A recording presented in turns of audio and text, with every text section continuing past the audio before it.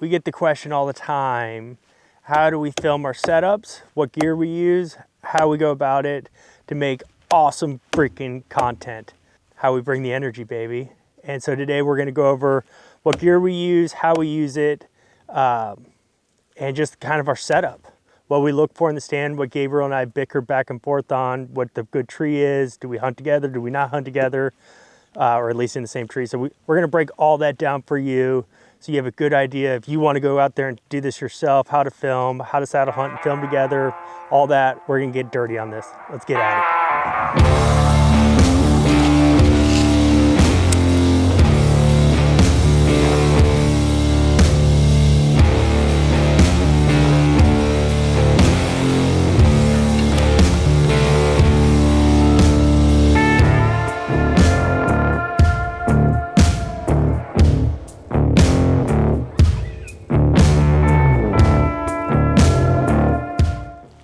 Big thing for me, sub 3 hour sits, 4 hour sits around there.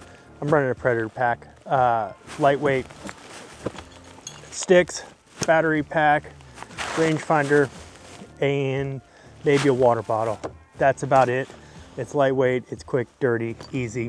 If it's a longer sit, I will attach this to this fast pack. And I'll have more gear in there. I'll have extra jacket, extra layers, food, snacks, probably calls, scent, wind, all that stuff. I will harness the wind in the fast pack. No, but yes, just extra gear. If I'm going all day, I'm gonna have toilet paper, things like that that I don't need on a shorter sit. That's what I do. All right, so for filming hunts, what I like to do, if I'm going light, what I try to do, I try to rock the camera, which we're filming with right now, and I try to rock with just the saddle. I have an extra pouch on here, which I keep like some extra cables, have an extra battery here for filming. I keep just extra stuff in here, like ND filters or filters for the lens and of the camera. And then what I can usually do, get away with, I'll have the Predator pack, which I don't have with me right now, but I'll attach the platform to there, and I'll have the sticks on the Predator pack as well.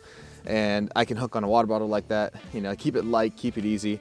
If we're doing a longer sit, I have this Mr. Ranch bag that's pretty big, so what I can do, I can drop a whole another lens in here as well. I can drop another coat, some more food, and what I try to do if I'm climbing up the tree, I drop the whole camera in here, keep it nice and safe. Then I have platform hooked onto the outside and sticks onto the side as well. And I'll carry the saddle with the pouch and batteries in here as well to keep it organized. But if we're doing like 2 camera setup, have a second angle, I have another pouch I can keep in here for an extra camera, and I have a few extra accessories. And so for longer sits, I usually take this. You can stuff a lot in here, which is nice. You can really kind of throw in whatever you want. For lighter sits, Predator pack, and kind of go light, keep it easy, keep it light, and we'll shimmy up a tree and we just have a fun time up there. All right, so I don't run the leg straps on mine. I don't know if that's safe or not, but I just am not a fan of it. It's not as easy. I don't think it's really necessary. Up here. And so I run the saddle up high, walking in. I got a tummy that is beautiful. I cinch it over that, tighten this all down, run the tail around the back, and I'm good to go. I will notice I run my lineman's rope is always fully unattached. I hate cords sitting there, it's just my thing. Probably a little bit extra work, but I detach everything up. But when I get to the tree, I pull this out, clip it in, have my lineman's good to go. But I run this up high, and it's not all the way up until the tree when I'm fully situated and I connect my tether. Do I loosen this and then drop it down? Because you need the saddle to sit down low to actually sit in. But until that point, I'm always rocking it up high. It stays up high, stays out of my way, and I can walk and move and get full grooving around the woods without anything connecting or this thing's falling down. So Gabriel and I have different opinions on what trees we like. I like less junk on the tree. I'm bigger. I'm not as agile as him. I'm not a spider monkey. And so, but I like a bigger tree that doesn't have a lot of cover on it. And I take that risk. I think less noise getting up in the stand is better than having actual physical cover all around you. And so I always look for the one big tree that can fit my whole back and I can sit all day on. So what I like to look for in a tree, I'm more of a guy that tries to have a little bit more cover in the tree. So I like it when I'm kind of enclosed, but just have enough room where I can shoot, but also film out of. Enough holes I can see some deer. If we're set up in the same tree, it has to be a big enough tree that we can both kind of hide behind. Usually that's more of a tree with less cover. So you're sacrificing cover for a bigger tree and something we can hope both of us can hide behind for cover. If the tree's a bit smaller, what I like to do is try to set up in a separate tree. So I'll bring my own sticks and kind of have my own little setup in another tree. Yes, I'm sacrificing not being with the hunter and not being on the same page with each other on like what's happening around us. But and also like the challenge is also you have a whole nother tree you're going up in, and you have two different points where scent's coming from. You got two other people, doing movement, but it also adds for a good angle for filming. You get this cool angle of like from another tree. So there's positives and negatives. We just kind of have fun. We enjoy what we do. So it's all about being creative and trying new things and just going for it. So like if the tree's small, I'll probably go in a different tree. If the tree's big, we'll probably sneak in the same tree, try to camouflage as best we can. But that's the fun of it, getting up there and having a good time. So one thing that is always, I'm left-handed, and so like when I'm getting into a tree, like I'm always thinking about where I think the deer are gonna be moving from. Constantly thinking like, all right, what angle of the tree do I need to be best positioned for that shot? But also being mindful of like where Gabriel needs to be to actually film the shot. And so it's kind of an art, not a science, but it is a science in the sense that like I need to be primed for, I'm not gonna be able to do, there's one downside with the saddle is like, there's definitely some more challenging shots in the angle. And so like, I'm not gonna put myself in a total disadvantage, but definitely thinking about where I'm gonna be, where I'm most comfortable shooting for and from to get the deer at that. Can't be perfect. Deer always come on the weak spot, guaranteed. God's always gonna deliver the hard one on you. But be planned, be prepared for where you wanna be. And so I might go up first because of the angle and the position, but if my angle is to be further down the tree just based on things, like Gabriel will have to set up. So he'll stick up. Normally the person that climbs up is gonna be the tall person, the one on top. So we try to stick up, platform. So think of it like a spiral staircase going up. Gabriel might be the first one to go up just because of the angle of where we would be on that tree to safely get up there. And so today, angles for me to go up first. We run 5 sticks only because when we ran 4 sticks, it was a challenge to get the height with 2 people in a stand. So 5 sticks gives us extra flexibility. We also run an 8er. I hate them. I'm not good with them. Specifically getting out in the dark. I'm not the biggest fan of it, but 8ers are beneficial to use to get extra height, and sometimes the tree just presents weird angles. And so having that 8er just gives you flexibility. We carry it, it's in my back pocket back here, but today we're not using it.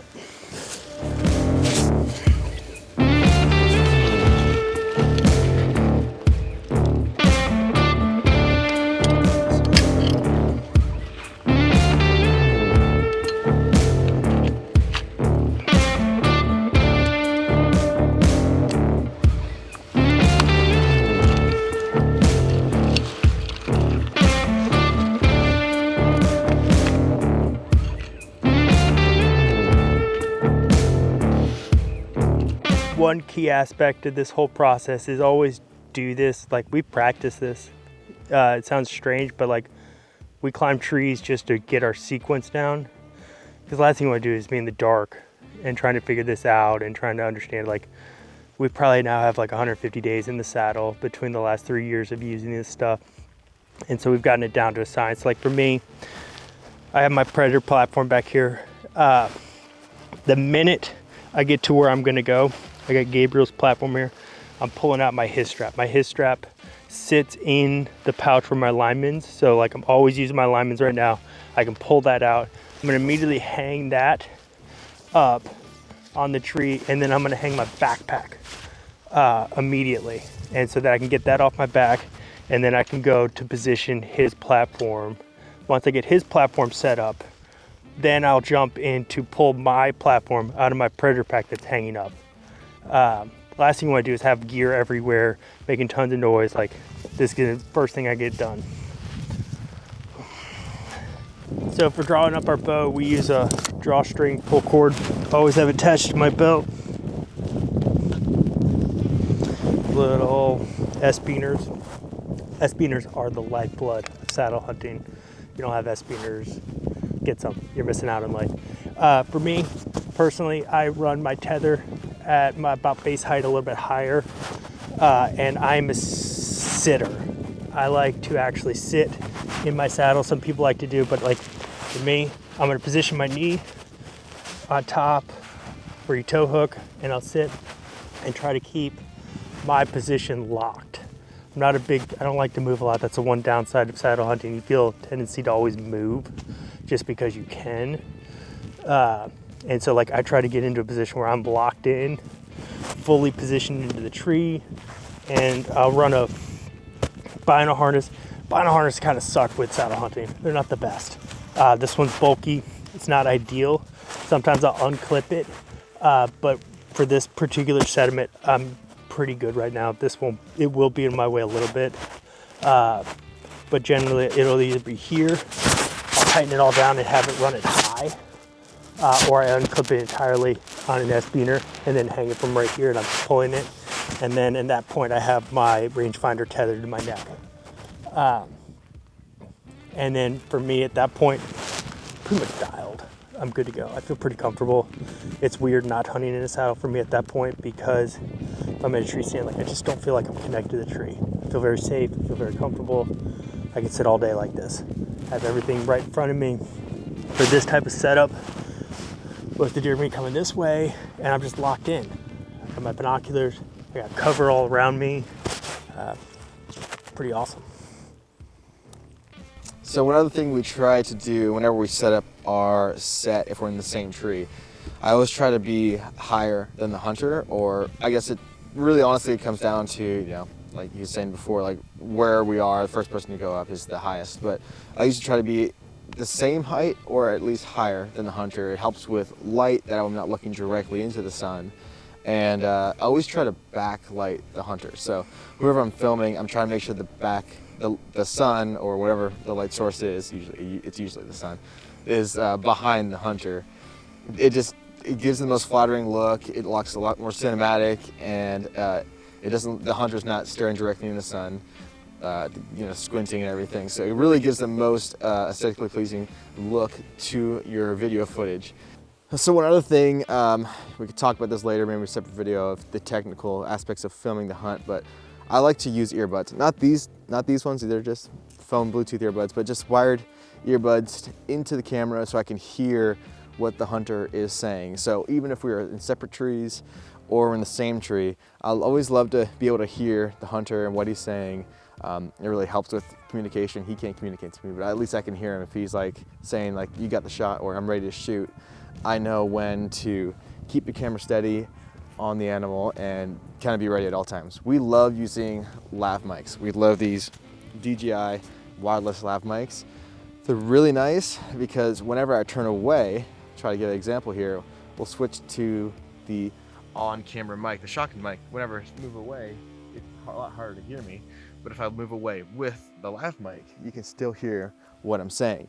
And so it really helps with better quality footage, better audio, and kind of brings the whole story together because you're not distracted by moving audio. You can still hear the hunter or your main person who's talking clearly, and you're able to understand them, and just makes everything more enjoyable for the people watching. That was the quick and dirty of how we do our saddle setup and filming, how we tag team it. I'm only a part of this machine.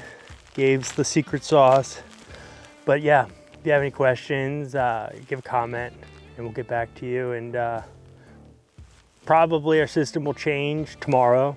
We're always trying to find ways to tinker with it. That's the beauty of this, and fun. But today, this is how we do it. And if we change it, probably do another video, but that's what we do, and it's fun. And don't forget to like and subscribe. Like and subscribe. We very much appreciate that. It helps us.